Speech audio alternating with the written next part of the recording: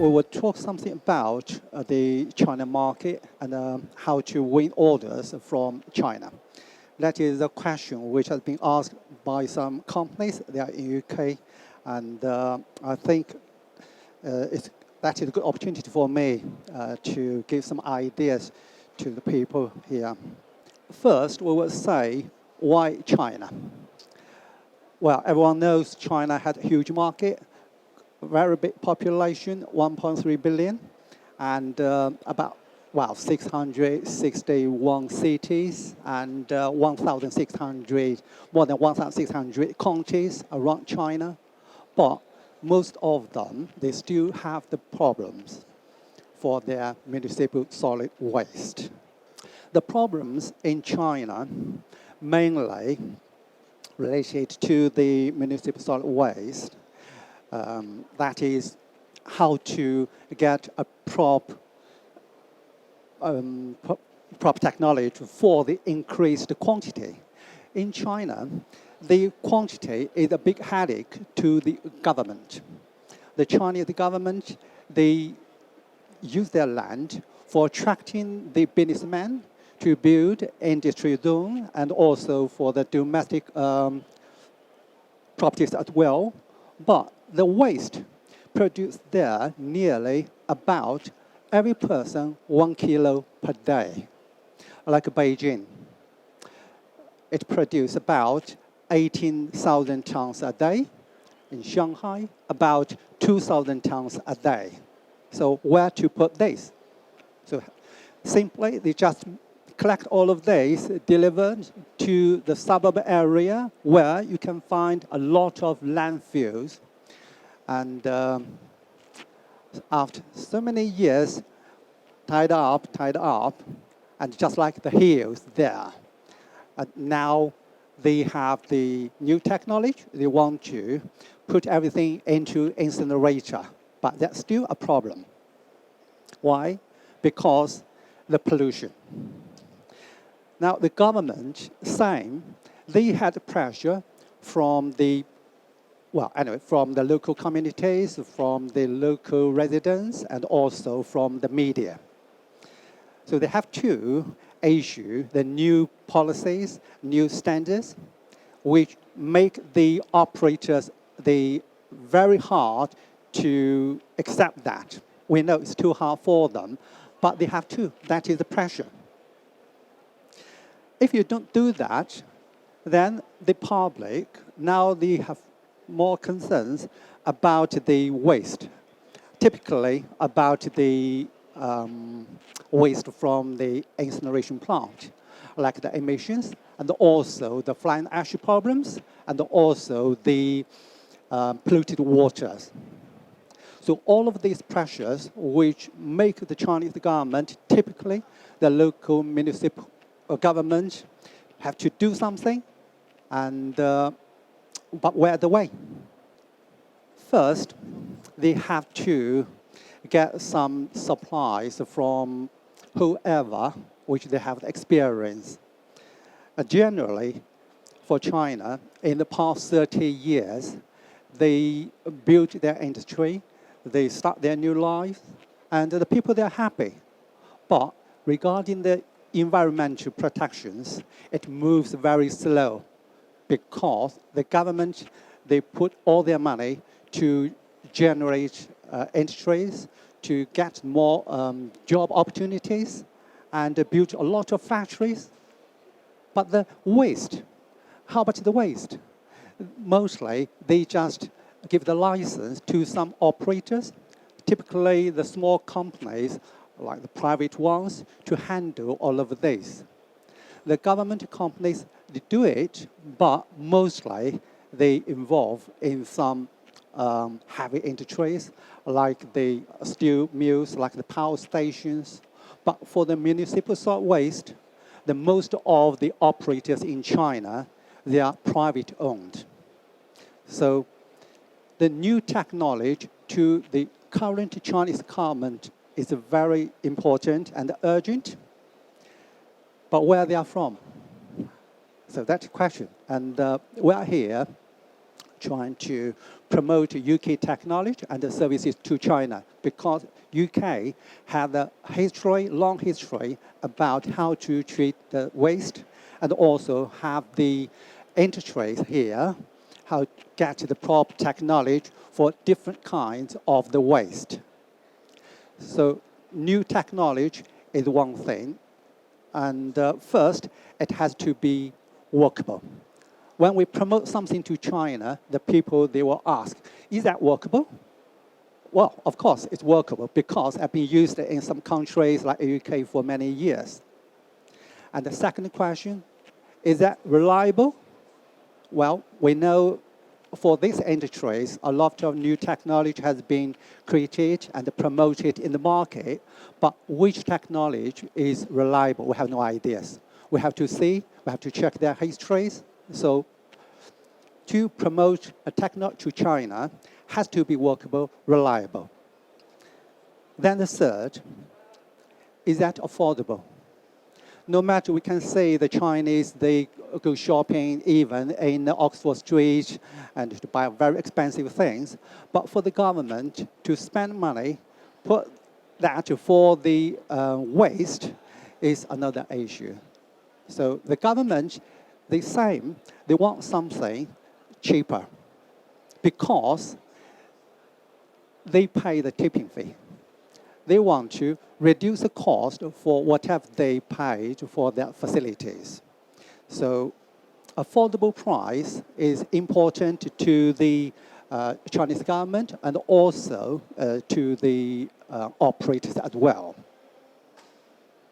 At the same, we promoted something to China, and that is actually quite good in this country.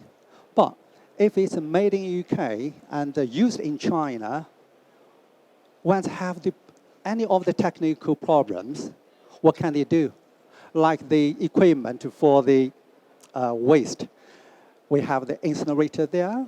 We have different kinds of the technology in China from other countries.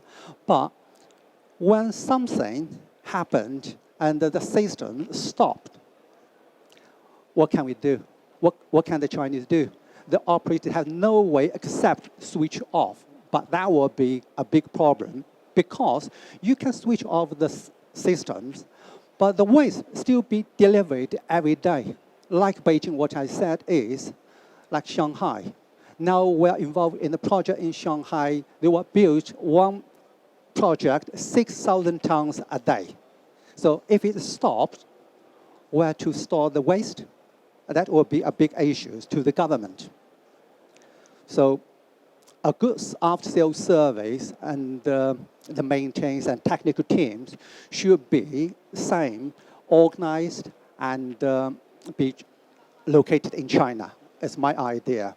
We have to get a specialist in China to support our suppliers to do the maintenance and offer good after-sales service to our clients. And the next, a flexible business model. Why is it flexible? Because the policy is made by central government. They issue the policy, they make the standard, but they get no ideas how to do that. The local government, typically the municipal government, at the moment, they get, as I mentioned, they get the investment from the private companies and also from the state-owned companies or from the banks. But years ago, they accept the BOT models. BOT model, that is turnkey projects. They leave this and to some companies, they put their money and they build and they operate or they transferred, whatever. That is quite a popular model in China. But now, the government, BOT is one option, but they want to have the new models for their new situation. Why? Because land. A lot of waste be delivered to the landfills, but all of this land is, for most of the cities, nearly no land for the waste. So the government want to use properly to to save their land for something important to them, not just for the waste. And they need some new ideas how to set up a project in a new model, not just BOT, then PPP, then the others. So when we talk with the local government, not just say, yes, we supply the equipment to you, and the government will ask, what's your model? Okay, we do the BOT model. Then they will say, we have our local investors. Our local investors, they can do that. And we need something more flexible to them. So this is something we have to study. And same case by case, different cities, they have the different requirement. So that is something is the issue will be raised by the Chinese government. When we promote the equipment in China, we always try to find where is the order, where is the buyer. And so where is the project? Normally we can see the government, they issue some projects and some operate, they promote their projects. But who actually issue the projects? Is the operator or the government? Actually, the government is the final organization to issue the project. All the operators in China, they're just being authorized to operate under the government license. So you have to contact the government for projects. If you get something, information from anyone, same, you have to ask, well, where it's from? Then you have to go to the government to prove that that is a genuine project. Because so many people, they can give you ideas. So yes, we have a project, we need investment, but had to be approved by the government. So government actually, they issue the projects. And who will be your client? Of course, all the waste owned by the government. It's their duty to do all of the job. But the government, as mentioned, they, at the moment, they're trying to change their system and give such rights to the commercial side, to the companies to handle, like the private companies or state-owned companies. So the real owner or the real client is the government, but who is in the front line? That is the operators, no matter they are private-owned or state-owned. And who will be the investor? So that is the issue. Most of the projects years ago invested by Chinese government. But now, when more and more the private invest in China, they put their money in the industry. And the state-owned companies, now they realized the environment protection, we call environment protection projects, actually it grows and had a huge market in China because, as I mentioned, the pressures from central government and also from the local communities. So many people, they can invest in the project, not just the government. And also the government, they welcome all kinds of the investors to their projects.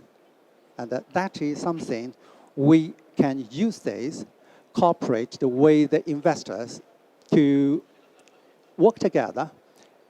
And we supply the equipment typically from UK. We know UK has a good technology and equipment, but UK at the moment need investment.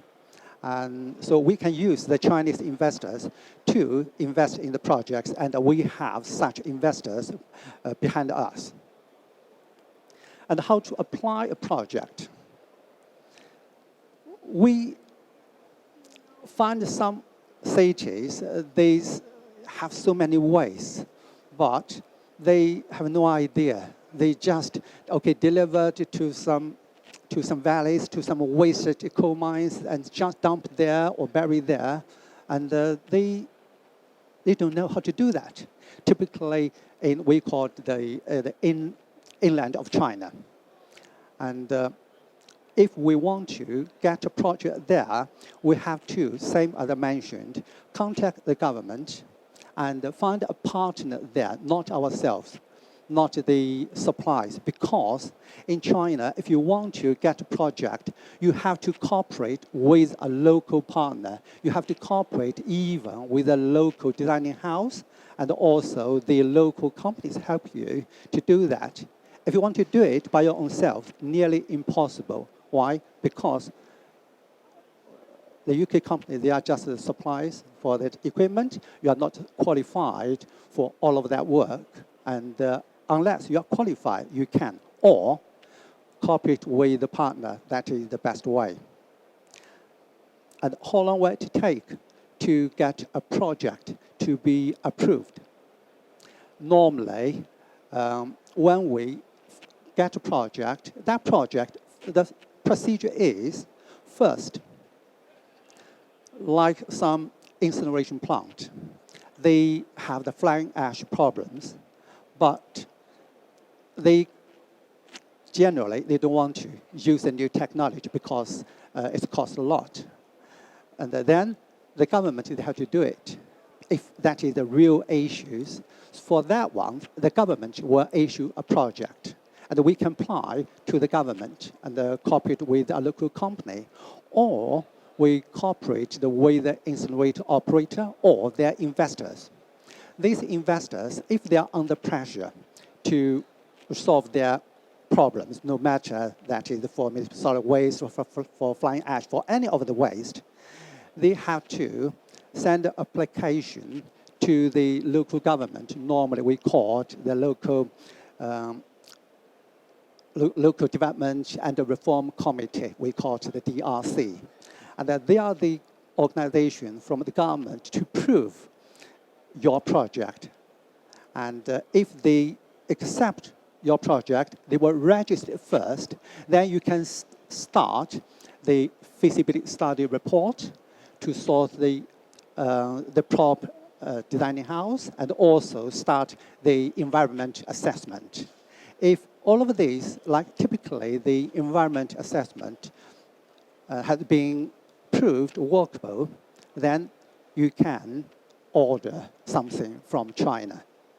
So that is the procedure we have to go, and normally it will take about 6 to 1 year to complete all of these procedures. Then what shall we do? We know the problems, and we know the situation in China. They need the help for the new technology. They need someone who had the ideas how to help them to set up the systems, typically to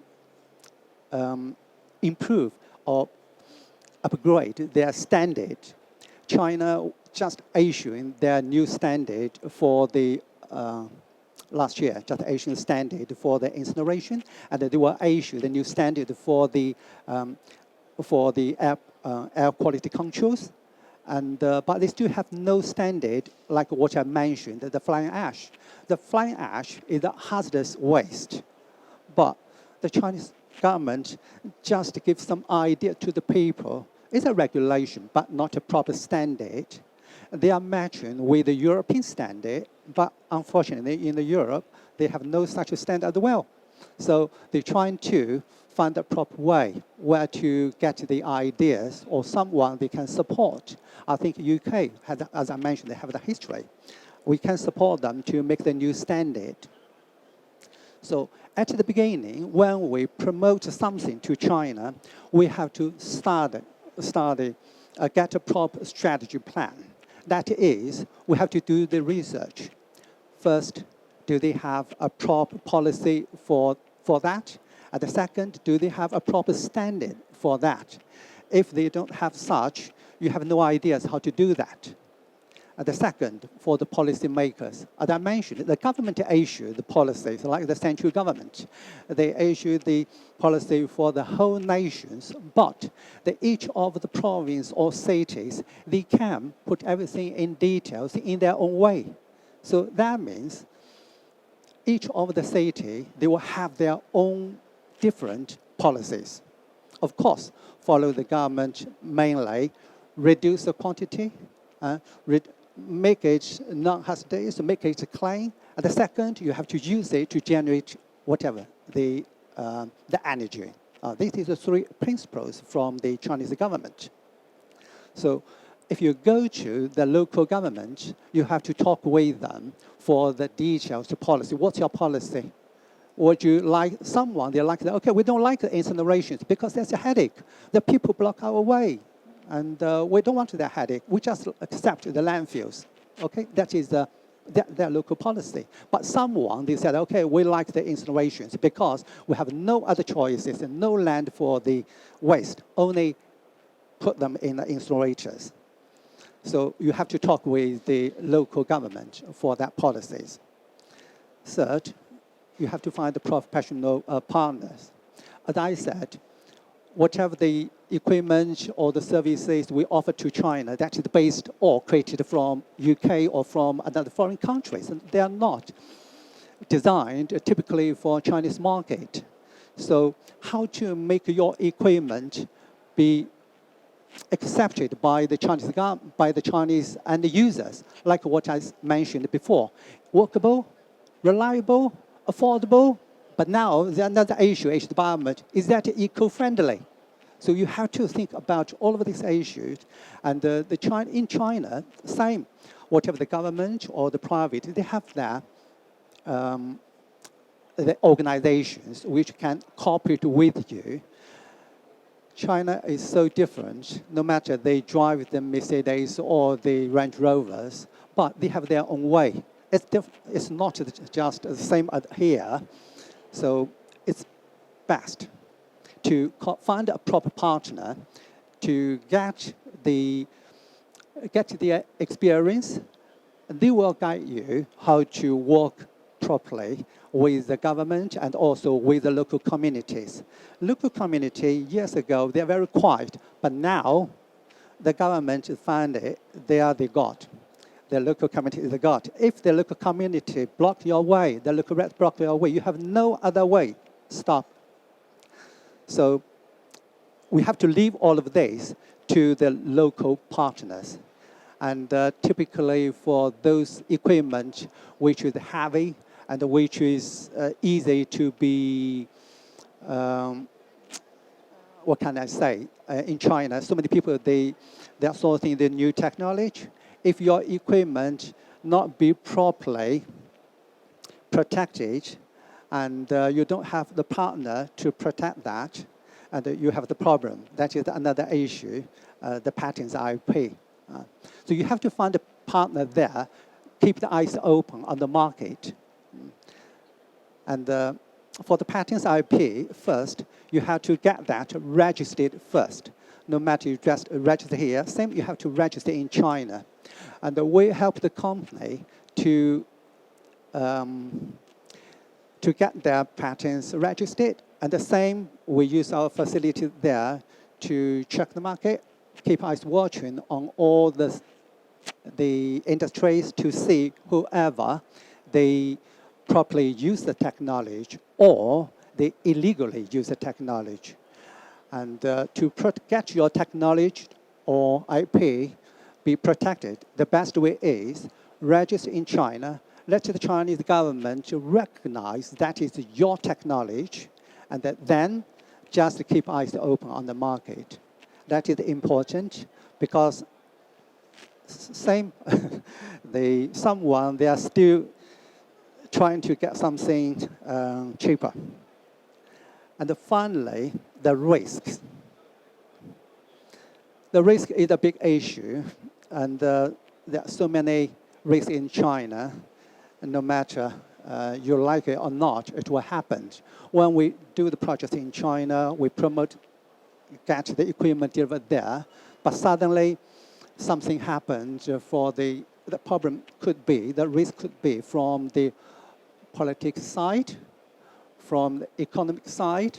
We know if the Dalai Lama come to UK again, if the Chinese government is not happy for that, and something will happen, and which will influence our industries. Typically, we have to export something from UK to China, like the economies. Now the Chinese economy, well, someone said, is not very stable. It's a kind of risk. We have to analyze this. We have to talk with our suppliers. We have to show them and guide them to talk with not just the end user, but the government. Not just the local government, but the provincial and the central government. We have such channels for our clients or guests to talk with different government, to consult with them about the future, about your whatever you want to do in China. And also same, another risk is like the cost for the labors has been increased, and also how to deal with the local communities. Local communities all with the issues. We can't just do it in our own way. And we have to find properly work with the local partner, work with the Chinese government, and find the proper solutions. Or anything could be risks. Okay, generally, that is something which I'd like to give you about the Chinese market.